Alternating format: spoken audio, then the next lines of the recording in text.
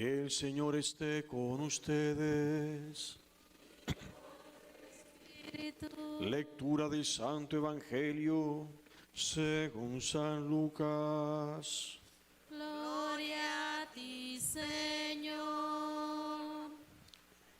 Aquel mismo día, el primero de la semana, dos de los discípulos de Jesús iban caminando a una aldea llamada Emaús, distante de Jerusalén unos 60 estadios.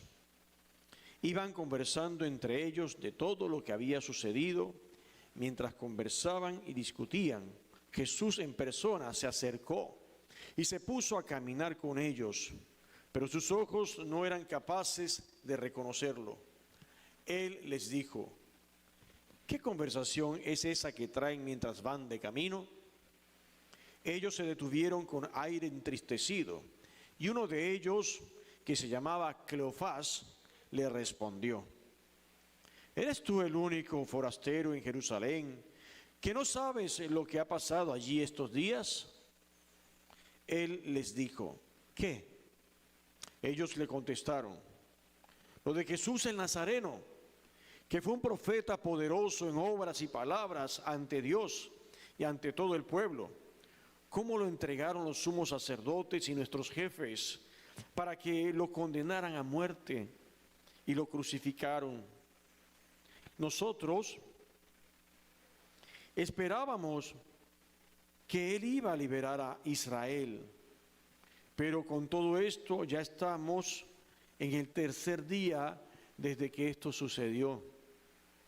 Es verdad que algunas mujeres de nuestro grupo nos han sobresaltado, pues habiendo ido muy de mañana al sepulcro y no habiendo encontrado su cuerpo, vinieron diciendo que incluso habían visto una aparición de ángeles que dicen que está vivo. Algunos de los nuestros fueron también al sepulcro y lo encontraron como habían dicho las mujeres, pero a él no lo vieron. Entonces él les dijo: qué necios y torpes son para creer lo que dijeron los profetas. ¿No era necesario que el Mesías padeciera esto y entrara así en su gloria? Y comenzando por Moisés y siguiendo por todos los profetas, les explicó lo que se refería a él en todas las Escrituras.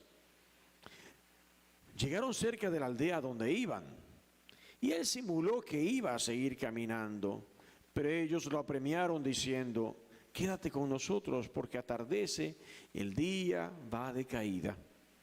Y entró para quedarse con ellos. Sentado a la mesa con ellos, tomó el pan, pronunció la bendición, lo partió y se lo iba dando. A ellos se les abrieron los ojos y lo reconocieron, pero él desapareció de su vista. Y se dijeron el uno al otro: ¿no ardía nuestro corazón mientras nos hablaba por el camino y nos explicaba las Escrituras? Y levantándose en aquel momento se volvieron a Jerusalén, donde encontraron reunidos a los 11 con sus compañeros, que estaban diciendo: era verdad, ha resucitado el Señor y se ha aparecido a Simón. Y ellos contaron lo que les había pasado por el camino y cómo lo habían reconocido al partir el pan. Palabra del Señor. Gloria a ti, Señor Jesús.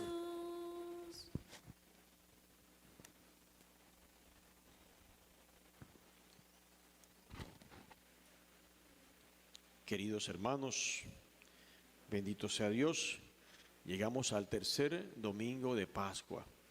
El tiempo pascual es muy importante para nosotros los cristianos porque nos ayuda a profundizar el gran misterio de Cristo resucitado, de Jesús resucitado, que es el fundamento de nuestra fe.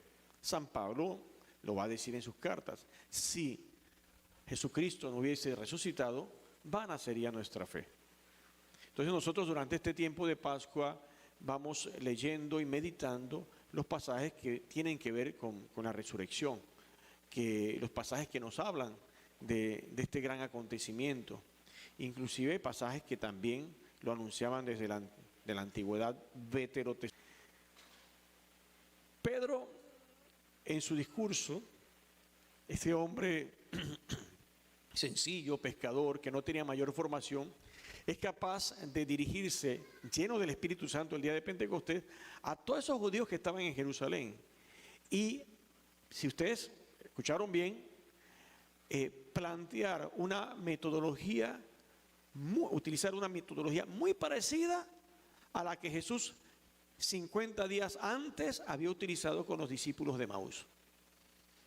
En el sentido de que reporta los discípulos que Jesús empezó a hablarles, sin saber que era Jesús, empezó a hablarles de Moisés y los profetas, explicando que eso tenía que ocurrir. Pedro hace lo mismo cuando se dirige a los judíos que están en Jerusalén, les habla y les explica sobre todo que ese Jesús que ustedes clavaron, que ustedes mataron, era el Mesías que estaba anunciado por los profetas. Antes que hablar de las obras de caridad, antes que hablar del bien que hay que hacer a los demás, de que no hay que hacer el mal, de que hay que ser justos, todas cosas fundamentales, importantes de nuestra fe. Antes que eso, el primer anuncio, el querigma, debe dejar bien claro que Jesús es el Mesías. Esa es la base de todo, de toda nuestra doctrina, de todo lo que enseñamos, de todo lo que tenemos que vivir. El hecho de que Jesús, clavado en la cruz, no muere para siempre, sino que resucita al tercer día. Y aquí tenemos, miren qué hermoso, pues todo el misterio pascual, la pasión, muerte y resurrección del Señor. Hemos estrenado ahora en Cuaresma este hermoso Via Crucis que tenemos en el templo y que también, vamos a decir, complementa toda la escena del misterio pascual, desde que es condenado a muerte hasta su sepultura. Aquí tenemos la crucifixión y la resurrección. Jesús misericordioso, que es un Cristo resucitado. Este es el fundamento de nuestra fe. Y esto es lo que Pedro allí en Jerusalén quiere dejar bien claro a los judíos. Y les predica, como dice, que se convirtieron muchísimos, miles ese día. En este tercer domingo, pues nosotros, primero que todo, estamos llamados a revisar qué tan clara nosotros tenemos la identidad mesiánica de Jesús. Que no solamente implica reconocer a Jesús como el Mesías anunciado, sino también darnos cuenta de que eres el Cordero sin mancha que viene a sacrificarse por nosotros. Y es lo que después Pedro profundiza en la segunda lectura que hemos escuchado, ¿no? En su carta, la primera carta de Pedro. Él dice que hemos sido liberados de nuestra conducta inútil que habíamos heredado de nuestros padres. ¿Qué es lo que nosotros heredamos de nuestros padres?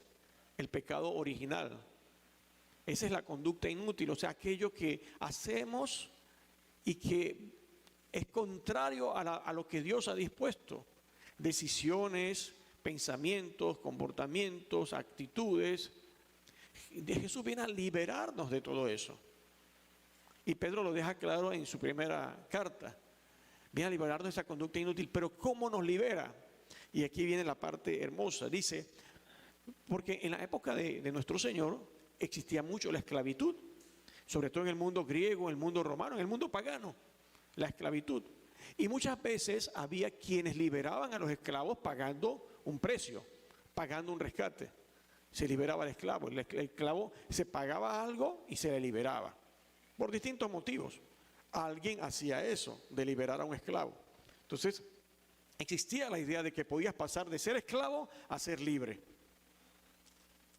Entonces, Pedro explica, Jesús nos ha liberado del pecado original, de esa conducta inútil, no pagando un precio corruptible, o sea, de algo que es perecedero, que, como el oro, la plata, etcétera.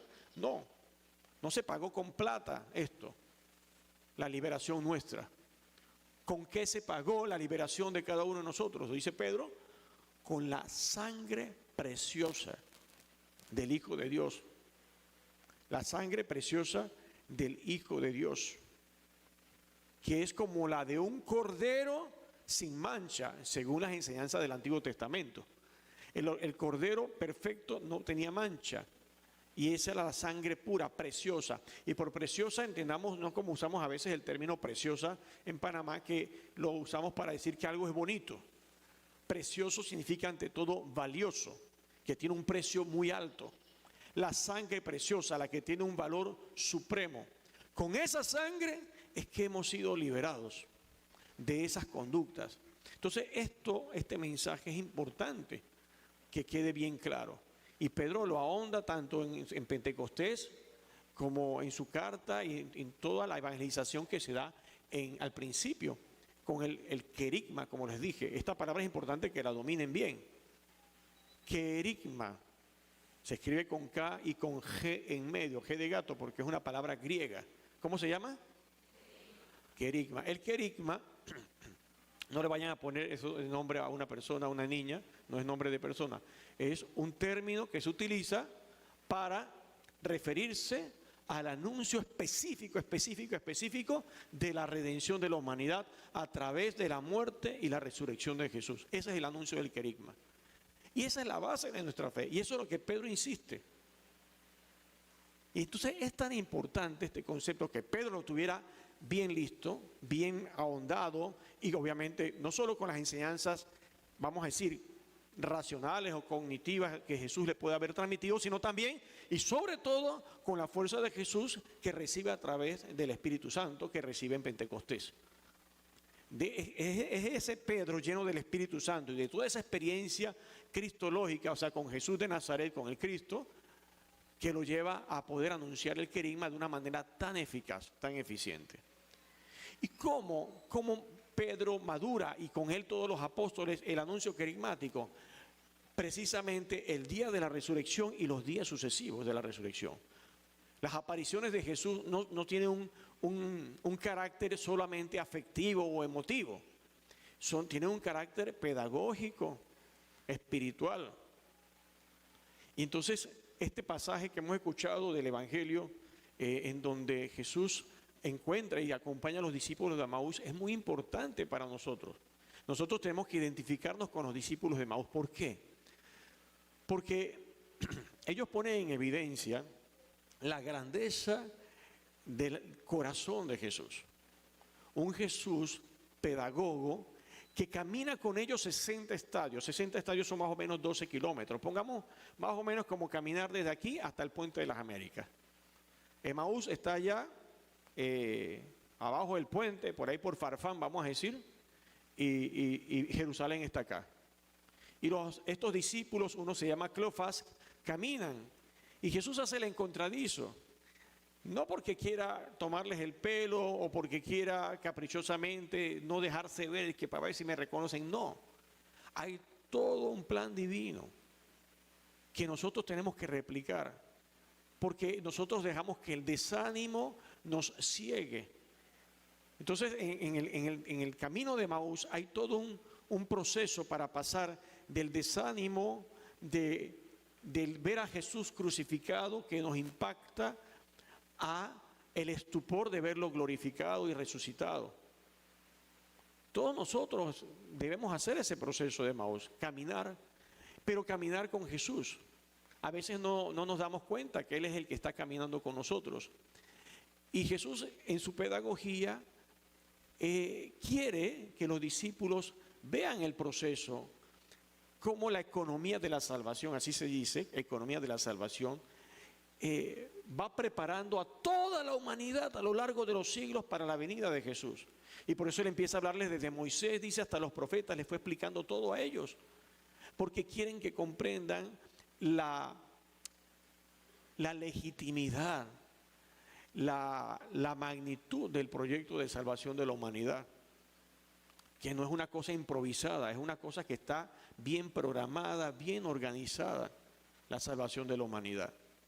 Es un proyecto maravilloso del amor de Dios. Y hoy nosotros tenemos que meditar sobre eso. Un mundo que está tan superficial, que se deja arrastrar por las cosas del mundo, por muy maravillosas que sean, no logra ver la esencia y la profundidad del mensaje de salvación, del querigma, que ha impactado tanto la historia de la humanidad y la sigue impactando. Entonces, Jesús Y viene la parte más importante del mensaje de hoy. Todo este escenario que nosotros vemos aquí de la pasión y de la resurrección del Señor es tan importante que Jesús lo vincula, lo deja radicado en una realidad importantísima de nuestra fe, para que nos acompañe eso toda la vida. Es la pedagogía y la metodología de Jesús. Lo engancha o lo identifica o lo hace una sola cosa. ¿Con qué? Con la Eucaristía. Por eso Él instituye la Eucaristía la noche en que iba a ser entregado. Porque la Eucaristía es como que es una amalgama que se hace con todo el hecho histórico, trasciende al sacramento.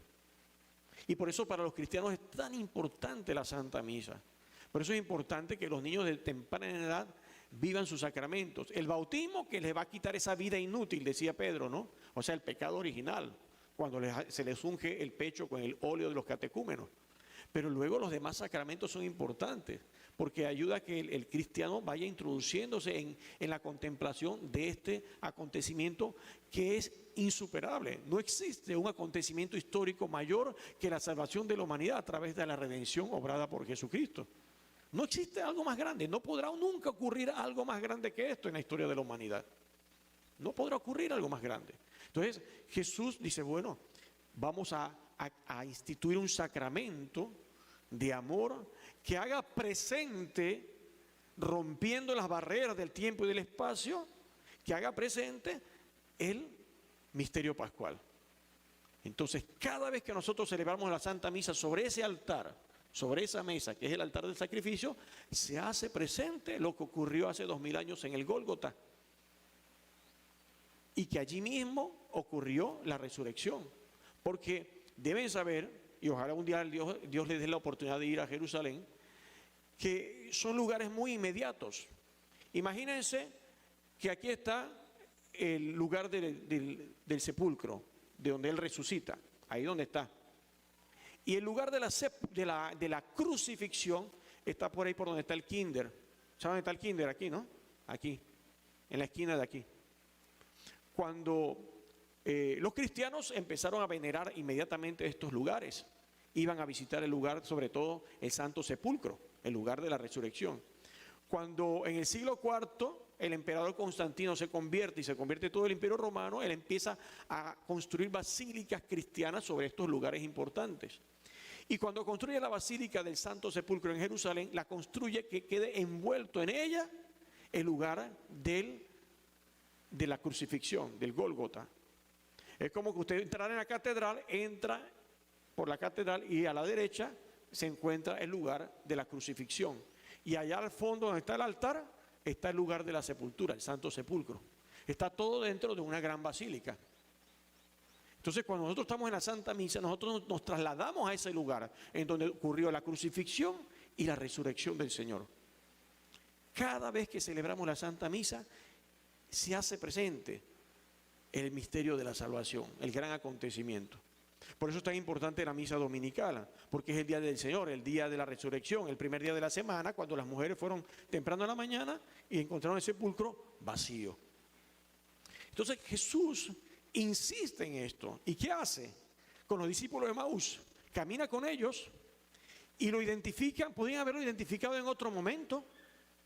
Dice, nos ardía el corazón cuando nos iba explicando estas cosas. Qué gozo, qué alegría sentíamos, qué emoción. Pero no lo identificaban a pesar de que el Espíritu Santo estaba actuando dentro de ellos. ¿Cuándo lo reconocen? Cuando parte el pan y se los da. La misa empezó a llamarse misa después. Existía obviamente desde el Jueves Santo, desde el día que la instituyó, desde la última cena. Pero al principio, los primeros siglos, no se llamaba misa. Ese término entró después, ya cuando el latín se convirtió en el idioma oficial de la cristiandad. Primero se llamó fracción del pan, porque lo que caracterizaba a la Santa Misa era precisamente, en particular, el momento en que Jesús parte el pan y lo da, lo comparte. Nosotros esta semana hemos estado leyendo el Evangelio, todo el pasaje, el capítulo de la multiplicación, del milagro de la multiplicación de los peces y los panes. que son un preámbulo de la Eucaristía. Ellos al final dejan 12 canastas llenas de panes que sobran, ¿no? Recordando un poco la reserva que tenemos allí, y también que son los 12 apóstoles los que están encargados de difundir este sacramento de amor de Jesús que nos invita a fundamentar nuestra vida en este acontecimiento histórico que nos ha salvado a todos. Entonces, los discípulos de Emaús lo reconocen al partir el pan y regresan corriendo de una vez a Jerusalén. Y entran ¿dónde estaban reunidos los apóstoles? ¿Recuerdan el lugar cómo se llama? Se los voy a repetir, no se les debe olvidar. El cenáculo. ¿Dónde estaban? Es el lugar donde se dio la última cena y que se convierte en la casa de ellos, en su cuartel central. Después que Jesús es crucificado, ellos siguieron reuniéndose allí. Allí mismo va a tener lugar el Pentecostés, la venida del Espíritu Santo. O sea, ese lugar adquirió un significado importantísimo para ellos, porque ahí habían tenido la primera misa con Jesús. Y nuestros cenáculos son nuestros templos, nuestras capillas, nuestras iglesias, porque allí celebramos la cena de Jesús con sus apóstoles, la última cena, el banquete pascual, la Eucaristía. Y allí están reunidos. Y ahí llegan estos discípulos de Emaús corriendo. Se nos ha aparecido el Señor y lo hemos reconocido. Sí, Simón también lo vio esta mañana. Y en lo que están diciendo eso, bueno, aquí no está, pero está en el otro evangelio, dice que ahí entra Jesús también. Y se le aparece a todos y notaba a Tomás. Entonces, ese día hubo 3 apariciones importantes, al menos que pues reportadas, porque después Jesús se apareció a muchos. Se apareció 8 días después, etcétera. Se le apareció a María Magdalena, a las mujeres en la mañana, al amanecer, que fueron muy temprano. Después lo vio Simón y tal. Después, dicen ellos, aquí reportan, ¿no? Y después, lo vieron en Emaús, los discípulos. Y después viene y se aparece en el cenáculo. Es todo un proceso pedagógico para que nosotros comprendamos la importancia de la resurrección. Tenía que haber testigos de que Jesús había sido resucitado. Lo habían visto desfigurado, escarnecido, como dice Teresa de Jesús. Lo habían visto todo herido, lleno de moretones, todo hinchado quizás, todo ensangrentado. 3 días antes, y el domingo lo ven así, más o menos, resplandeciente, como lo ve Faustina Kowalska cuando se le aparece en Cracovia, en Polonia. Entonces, queridos hermanos, pidámosle al Señor que nos ayude a comprender que este itinerario, este peregrinar hacia Emaús es importante para nuestro crecimiento espiritual, para que podamos entender el sentido profundo de la vida. Jesús así lo quiso, o sea, Jesús se toma la molestia, caminó con ellos hasta allá, después ya no caminó, ya se les apareció acá en el cenáculo, pero es todo parte de un plan de Dios, de un plan divino. Tiene la bondad de aparecerse 8 días después a Tomás. Tomás tuvo una semana tremenda, diciendo, todos lo vieron menos yo. Entonces, Señor mío y Dios mío. Entonces, ¿por qué es tan importante la Santa Misa para nosotros? Porque nos enseña, nos desvela el misterio pascual. Cada vez que participamos de la Santa Misa, cada gesto, cada actitud. Por eso existe el ayuno eucarístico, al menos 1 hora antes debemos tratar de no comer nada. No estar masticando chicle, ni con caramelos en la boca. Los niños, a veces los veo masticando chicles y con caramelos y cosas. Yo sé que no lo están haciendo de maldad, pero sin darse cuenta están profanando, están irrespetando. Y los adultos también, ¿no? Esta manía de estar, o sea, un ser humano en ninguna circunstancia debería estar haciendo eso, porque no somos, bueno, rumiadores, somos hijos de Dios. El demonio nos ha atacado de muchas maneras, profanado de muchas maneras la dignidad del ser humano. Entonces, la Santa Misa se convierte en lo más sagrado. Y por eso tenemos que concentrarnos, no por quedar bien con el que está celebrando la misa, o con el catequista, o con quién sabe qué, sino porque he entendido la grandeza de ese momento, ¿no? Sublime, místico, espiritual. Que el Señor nos bendiga pues con su palabra, nos ayude a comprender la magnitud de la fracción del pan, o sea, de la misa, que la valoremos, que comprendamos el valor de la adoración eucarística. ¿Por qué tenemos que adorar a Jesús Eucaristía en la hostia? Porque creo firmemente que Él está allí presente, que tiene poder, que si estoy en la presencia de Jesús no debo temer nada, porque Jesús tiene poder. Tengo que comprender lo importante que es ir al Santísimo y quedarme ahí un instante orando, adorándolo, rezando ahí en la presencia de Jesús Eucaristía, como los discípulos de Maús que estaban allí con Jesús. Y decir, quédate, Señor, o sea, quédate en mi vida, no te vayas, quédate con nosotros. O sea, ese ardor que ellos tenían en el corazón les llevó a decir, quédate con nosotros, sin saber que era Jesús. Sentían la presencia de Dios, pero no estaban claros. Quédate con nosotros. Y esa actitud, copiarla, decirle, quédate con nosotros, Señor. Pero no, nosotros dejamos que otras cosas nos invadan, nos enreden la cabeza y sacamos a Jesús. No, sigue caminando, sigue para allá. En vez de decirle, quédate con nosotros que se hace tarde. Hermanos, Cristo ha resucitado, aleluya, aleluya.